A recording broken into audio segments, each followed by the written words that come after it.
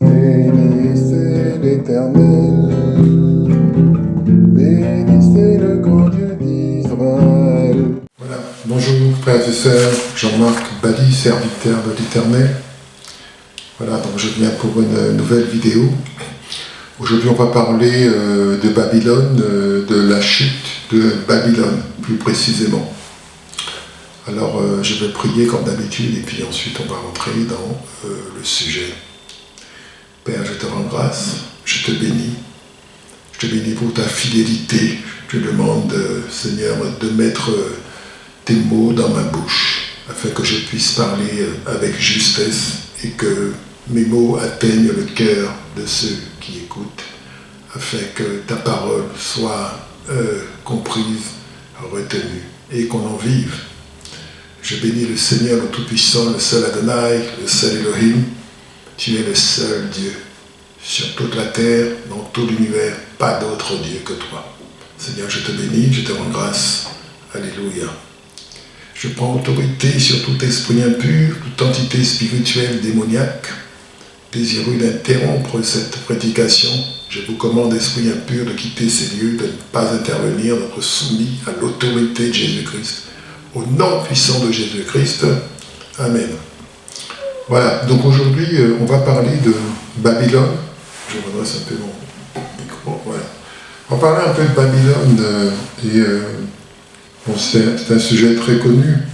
Voilà, on va parler de Babylone, on va parler de ce que c'est que Babylone, et puis comprendre un petit peu mieux les révélations faites sur Babylone dans la Bible. Voilà. Alors, évidemment, c'est un sujet dans lequel je vais rentrer petit à petit. Et donc nous devons pour ça, comme d'habitude, nous appuyer sur ce qui est dit dans la Bible, c'est-à-dire les versets bibliques. Voilà.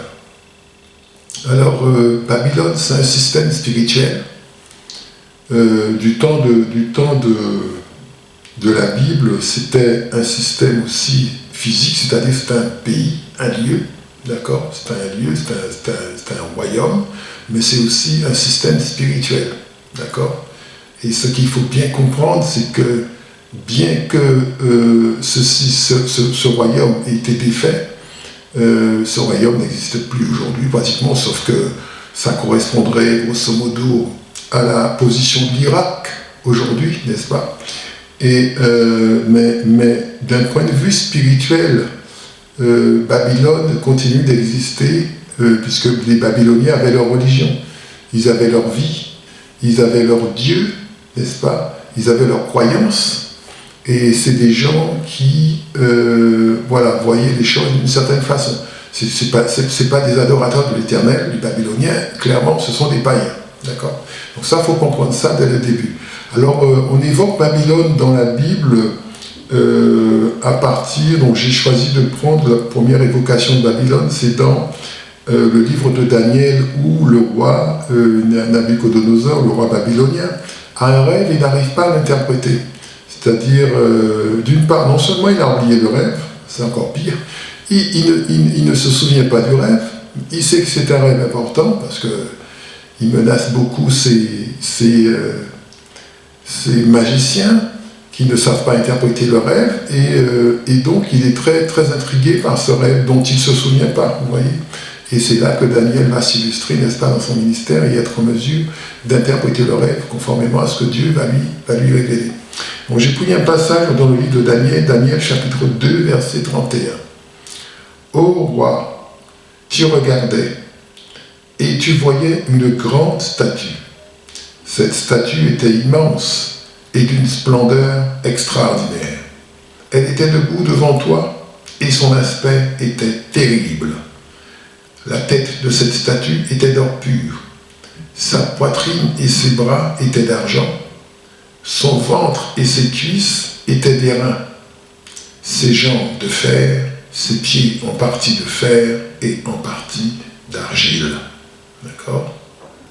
Je recommence. Daniel chapitre 2, versets 31 à 33. Il est écrit: Ô roi, tu regardais et tu voyais une grande statue. Cette statue était immense et d'une splendeur extraordinaire.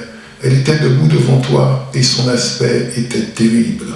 La tête de cette statue était d'or pur, sa poitrine et ses bras étaient d'argent. Son ventre et ses cuisses étaient d'airain, ses jambes de fer, ses pieds en partie de fer et en partie d'argile. Voilà. Donc ça, c'est ce que Daniel va révéler au roi babylonien qui n'a pas la capacité de comprendre son rêve. Voilà, je règle un peu mon... Voilà, je pense que ça va aller comme ça. Qui n'a pas la capacité de comprendre son rêve. C'est-à-dire que c'est quelqu'un qui, qui cherche à comprendre son rêve, et Daniel va arriver en disant « Voici l'interprétation ». Alors, évidemment, ici, on voit quelque chose de très fort par rapport à Babylone, c'est qu'on décrit une statue, et chaque statue a chaque partie de la statue représente quelque chose, d'accord? Ce qu'il faut savoir, hein, c'est que la tête représente Babylone. La tête de la statue représente Babylone. Chaque partie, en fait, va représenter un royaume qui domine sur la terre.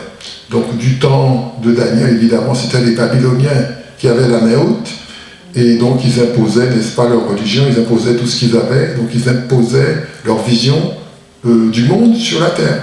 D'accord?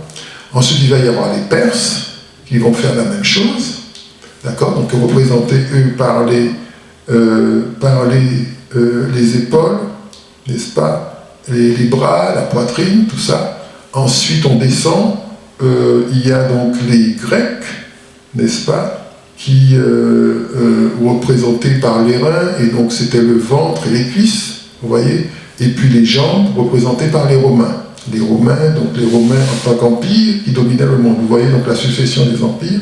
Et puis donc, vers la fin, c'est-à-dire au niveau des pieds de la statue, donc il est dit que c'est un mélange en fait. Les pieds sont en partie de fer et en partie d'argile. Vous voyez? Donc c'est un mélange entre le fer et l'argile. Voilà. Donc tout ça c'est assez symbolique, il faut comprendre le symbolisme de tout ça.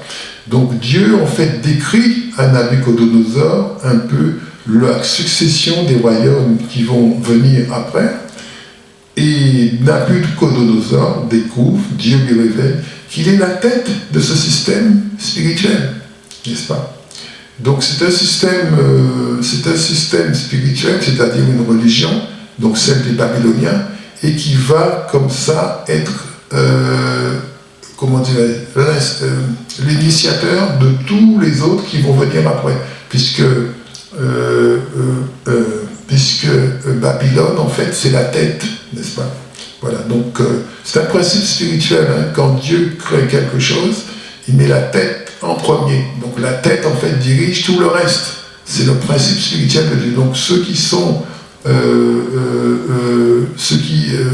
dirigés d'abord par l'action, n'est-ce pas, de la tête, n'est-ce pas? Donc ça, c'est très important. C'est bien de retenir cela. Pourquoi Dieu dit-il à Babylone, au roi de Babylone, qu'il est la tête, vous voyez? Donc ça c'est important. Ensuite, Israël en fait donc, était en situation d'exil à Babylone, et c'est une situation d'exil qui a duré 70 ans. Donc 70 ans, en fait, Dieu l'explique, hein, dans la parole, il explique qu'en fait Israël avait omis de respecter des sabbats pendant 70 ans, donc 10 fois 7 ans. Et donc effectivement, c'est la raison pour laquelle ils avaient une des raisons, parce que Israël était désobéissant aussi, Israël était idolâtre, Israël faisait tout un tas de choses. Hein. Les rois de Juda qui se sont succédés, qu'on voit dans la parole, ce sont des rois qui n'ont pas toujours adoré l'Éternel. Beaucoup d'entre eux ont été des rois païens complètement, et certains ont même sacrifié leurs enfants, leurs propres enfants, vous voyez. Donc ça va très loin, la désobéissance d'Israël va très loin, d'accord? Mais Dieu va permettre que Israël donc soit corrigé par Babylone avec une déportation, n'est-ce pas, pendant 70 ans. Voilà. Alors, Jérémie est impliqué aussi, parce que le ministère de Jérémie, c'est aussi pendant la déportation de Babylone, le ministère de Daniel, vous voyez tous ces ministères, le ministère d'Esther, tout ça, c'est pendant la déportation, ça se passe alors qu'Israël est en exil. Vous voyez. Alors Jérémie va recevoir une parole du Seigneur au sujet de Babylone. Donc dans le livre de Jérémie, qui est un livre assez grand, il y a beaucoup de prophéties sur tout un tas de royaumes. Et là, donc, on va regarder donc, ce que Dieu dit à Jérémie par rapport à Babylone. Jérémie 50, verset 18. C'est pourquoi, ainsi parle l'Éternel des armées, le Dieu d'Israël. Voici, je châtierai le roi de Babylone et son pays, comme j'ai châtié le roi d'Assyrie. Verset 20. En ces jours, en ces temps-là, dit l'Éternel, on cherchera l'iniquité d'Israël et elle n'existera plus. Le péché de Juda, et il ne se trouvera plus. Car je pardonnerai au reste que j'aurai laissé. Monte contre le pays, doublement rebelle, contre ses habitants, et châtie-les. Poursuivez, massacre, exterminez, dit l'Éternel, exécute entièrement mes ordres. Vous voyez, donc ça c'est la parole dite pour le roi qui va Perse, qui va conquérir Babylone, c'est-à-dire le roi Darius. On va reprendre cette parole. Jérémie 50, verset 18. C'est pourquoi, ainsi parle l'Éternel des armées, le Dieu d'Israël. Voici, je châtierai le roi de Babylone et son pays, comme j'ai châtié le roi d'Assyrie. En ces jours, en ce temps-là, dit l'Éternel, on cherchera l'iniquité d'Israël et elle n'existera plus. Le péché de Juda et il ne se trouvera plus, car je pardonnerai au reste que j'aurai laissé. Monte contre le pays doublement rebelle, contre ses habitants, et châtie-les. Poursuit, massacre, extermine, dit l'Éternel, exécute entièrement mes ordres. Voilà. Donc, c'est un message très clair adressé au souverain perse Darius, voilà, pour qu'il puisse bien prendre et attaquer Babylone et prendre le pouvoir à Babylone, n'est-ce pas? Donc, c'est une prophétie de Jérémie, et on voit dans cette prophétie que c'est Dieu qui demande au roi Darius, au roi perse, d'attaquer Babylone. Voilà.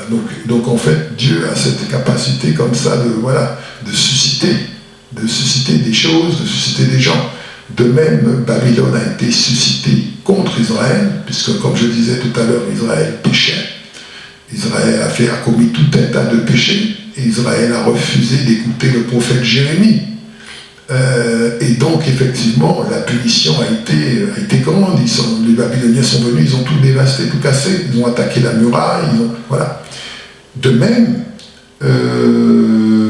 une fois que la dette, je dirais, a été payée, les 70 ans d'exil sont passés, Dieu va susciter un autre royaume, le royaume des Perses, pour attaquer les Babyloniens, n'est-ce pas? Donc les Babyloniens sont punis à leur tour par un autre bâton, puisque Dieu aime Israël. C'est ça qu'il faut comprendre, c'est une constante dans la parole de Dieu. Dieu aime Israël. Et il va toujours chercher à délivrer Israël. Il va toujours chercher à restaurer sa relation avec Israël. D'accord? Donc Dieu va punir ceux qui ont puni Israël. Ouais. Voilà. Donc, c'est comme ça. Alors, le roi qui va venir après, donc s'appelle le roi Cyrus. Le roi Cyrus, donc c'est lui qui va, après Darius, donner l'ordre aux Juifs, aux Judéens, de repartir en Israël pour rebâtir leur capitale, Jérusalem, et rebâtir le temple, pour faire restaurer les choses et demeurer dans leur pays. Donc en fait, il va être celui qui va les libérer, qui va leur donner le le droit de repartir dans leur pays. Voilà. Alors, on va lire ce passage, c'est dans le livre d'Esdras. Dans le livre d'Esdras, il est écrit, Esdras chapitre 1, verset 1. La première année de Cyrus, roi de Perse, la première année de Cyrus, roi de Perse, afin que s'accomplisse la parole de l'Éternel, prononcée par la bouche de Jérémie. L'Éternel réveilla l'esprit de Cyrus, roi de Perse, qui fit faire de vive voix et par écrit cette publication dans tout son royaume. Ainsi parle Cyrus, roi des Perses, l'Éternel, le Dieu des cieux, m'a donné tous les royaumes de la terre, et il m'a commandé de lui bâtir une maison à Jérusalem, en Juda. On va relire Esdras chapitre 1, verset 1 à 2. Il est écrit, la première année de Cyrus, roi de Perse, afin que s'accomplisse la parole de l'Éternel prononcée par la bouche de Jérémie, l'Éternel réveilla l'esprit de Cyrus, roi de Perse, qui fit faire de vive voix et par écrit cette publication dans tout son royaume. Ainsi parle Cyrus, roi des Perses, l'Éternel, le Dieu des cieux, m'a donné tous les royaumes de la terre. Et il m'a commandé de lui bâtir une maison à Jérusalem, en Juda. Voilà. Donc vous voyez ici, il est dit que l'Éternel réveilla l'esprit de Cyrus. D'accord? Donc réveilla l'esprit de Cyrus, ça veut dire en fait que l'Éternel va agir sur Cyrus pour lui faire sa volonté. Donc c'est une action qui est faite pour disposer le cœur de Cyrus en faveur des Israélites, en faveur des Judéens, n'est-ce pas? Donc c'est l'activité de Dieu. Donc ce qu'il faut comprendre, c'est que tout ceci se fait, mais en arrière-plan, c'est Dieu qui gère les choses. C'est Dieu qui gère les choses, ce n'est pas les hommes qui se lèvent et qui font des choses. Beaucoup de gens peuvent penser qu'ils sont complètement autonomes et libres de faire tout ce qu'ils veulent. Mais derrière, Dieu est parfaitement capable de susciter des hommes, de susciter des gens pour accomplir sa volonté, n'est-ce pas? Donc, Cyrus est celui qui va accomplir la volonté de l'Éternel, n'est-ce pas? Et ça nous donne une leçon par rapport à la capacité de Dieu. Dieu peut infléchir le cœur de qui que ce soit en faveur de qui il veut. Si des choses ont été détruites dans notre vie, l'ennemi a réussi à détruire des choses dans notre vie, détruire des choses pour qu'on ne puisse pas entrer dans notre destinée. Dieu peut susciter des hommes à droite, à gauche, et ça peut être n'importe qui. Vous voyez ici, là, ce sont des païens. Hein? Le roi babylonien qui s'appelait Belshazzar, ben c'est un païen. Le roi Darius, c'est un païen, c'est pas un adorateur de l'Éternel. Le roi Cyrus, c'est un païen. Tous ces gens-là, c'est pas des adorateurs de l'Éternel, mais on voit quand même que l'Éternel a aussi la main mise sur les nations, pas seulement Israël, mais aussi sur les nations, n'est-ce pas? Donc ce qu'il faut retenir dans cette partie, donc je vais tâcher de faire une partie pour pouvoir continuer ce message, une autre partie, c'est que la statue que j'ai évoquée au début, avec sa tête qui est Babylone, ce qu'il faut bien comprendre, c'est que Babylone, en fait, régit tous les systèmes spirituels opposés à l'Éternel. Parce que Babylone est la tête. Bien que Babylone n'existe plus comme pays, comme nation, n'est-ce pas, le système spirituel est toujours en place. Vous avez la même chose, la similitude qui est faite par rapport à Jésus-Christ. Jésus-Christ qui est le chef de l'Église, qui est la tête de l'Église, n'est-ce pas? Il est la tête de l'Église. Donc ça veut dire en fait, l'Église est gérée et commandée par Jésus-Christ. Et que c'est Jésus-Christ qui a, comment dirais-je, la latitude pour orienter, diriger l'Église comme il veut. Mais c'est la même chose. Donc on a un système spirituel qui est en place et un système spirituel qui est opposé à l'Éternel. Et toutes les religions de la terre sont tributaires de ce système spirituel, le système spirituel babylonien, la religion babylonienne, parce que Babylone est la tête. Donc ça veut dire qu'ils sont tous reliés d'une façon ou d'une autre à Babylone. Voilà, c'était Jean-Marc Bali. Je vous remercie de votre attention pour ce message sur Babylone. Et je vous dis à bientôt. Donc je vais faire une suite à ce message et puis nous allons continuer notre message sur Babylone. Béni soit l'Éternel. À bientôt. Béni c'est l'Éternel.